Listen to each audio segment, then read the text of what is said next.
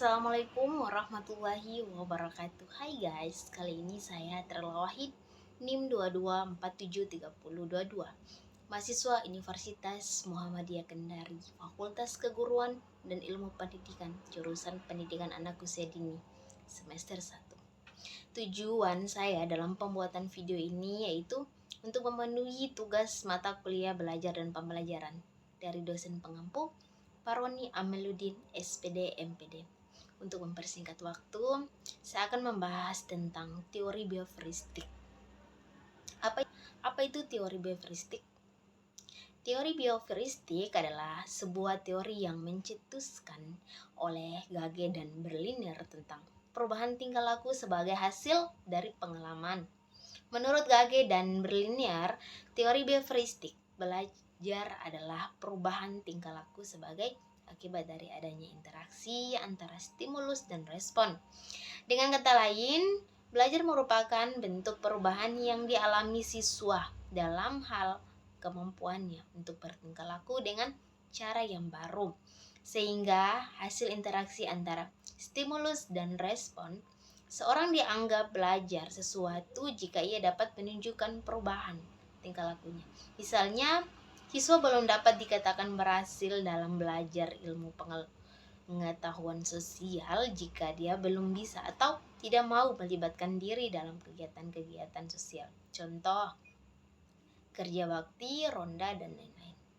Bagaimana pemikiran tokoh-tokoh terhadap teori belajar bioheuristik?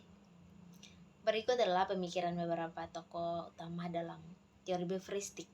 Yang pertama, Ivan Pavlov. Dia dikenal dengan eksperimen anjingnya, di mana ia menunjukkan bahwa perilaku dapat dipelajari melalui asosiasi antara stimulus dan respon. Ia memperkenalkan konsep conditioning klasik, yaitu belajar di mana stimulus netral dikaitkan dengan stimulus yang secara alami memicu respon tertentu. Kedua, John B. Watson. Watson meyakini bahwa semua perilaku termasuk emosi adalah hasil dari pengalaman belajar. Ia mengaplikasikan prinsip-prinsip conditioning klasik pada manusia seperti yang terlihat dalam eksperimen. Little Albert Watson berpendapat bahwa lingkungan memiliki peran yang sangat penting dalam membentuk perilaku manusia. Ketiga, B.F. Skinner. Skinner mengembangkan konsep operant conditioning, yaitu proses belajar di mana perilaku diperkuat atau dilemahkan melalui konsekuensi yang mengikutinya. Ia memperkenalkan konsep penguatan positif dan penguatan negatif secara hukuman. Sehingga Skinner juga mengembangkan alat-alat eksperimen seperti kotak Eperan untuk mempelajari perilaku hewan. Keempat, Edward Lee Thorndike. Thorndike dikenal dengan hukum efeknya yang menyatakan bahwa perilaku yang diikuti oleh konsekuensi yang menyenangkan cenderung diulang, sedangkan perilaku yang diliputi oleh konsekuensi yang tidak menyenangkan cenderung dihindari. Ia juga mengembangkan konsep law of exits yang menyatakan bahwa belajar melalui latihan dan pengulangan. Berikutnya, bagaimana pengaplikasian teori bioheuristik dalam pendidikan anak usia dini atau PAUD. Prinsip dasar teori bioheuristik dalam PAUD itu, yang pertama, penguatan positif. Memberikan hadiah atau pujian ketika anak menunjukkan perilaku yang diinginkan. Misalnya, memberikan stiker atau pelukan saat anak mau berbagi mainan. Kedua, penguatan negatif. Menghilangkan stimulus yang tidak menyenangkan ketika anak menunjukkan perilaku yang diinginkan. Misalnya berhenti memarahi anak ketika ia mulai mengerjakan tugas. Berikutnya, hukuman. Memberikan konsekuensi negatif ketika anak melakukan perilaku yang tidak diinginkan. Namun, hukuman harus diberikan dengan bijak dan tidak merendahkan. Keempat, pembentukan.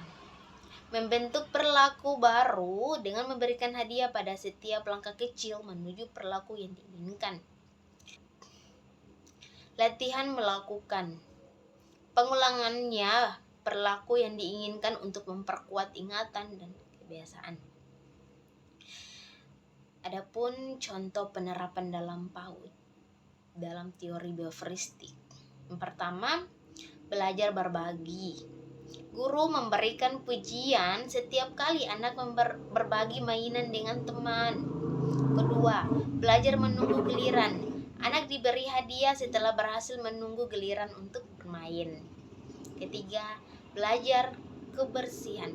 Anak diberikan stiker setiap kali berhasil mencuci tangan setelah bermain. Keempat, belajar menjaga kerapian. Anak diberi tanggung jawab untuk merapikan mainan setelah bermain dan diberi pujian ketika berhasil. Tujuan spesifik teori bioeuristik dalam PAUD antara lain, pertama, membentuk kebiasaan positif.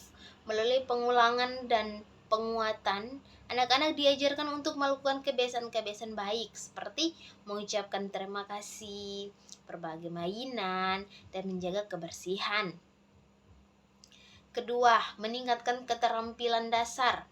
Teori ini membantu anak-anak untuk mengembangkan keterampilan dasar seperti mengenal huruf, mengenal angka, warna, dan bentuk melalui latihan-latihan yang terstruktur. Mengurangi perilaku yang tidak diinginkan. Dengan memberikan konsekuensi yang jelas atau perilaku yang tidak diinginkan, anak-anak dapat belajar untuk menghindari perilaku tersebut.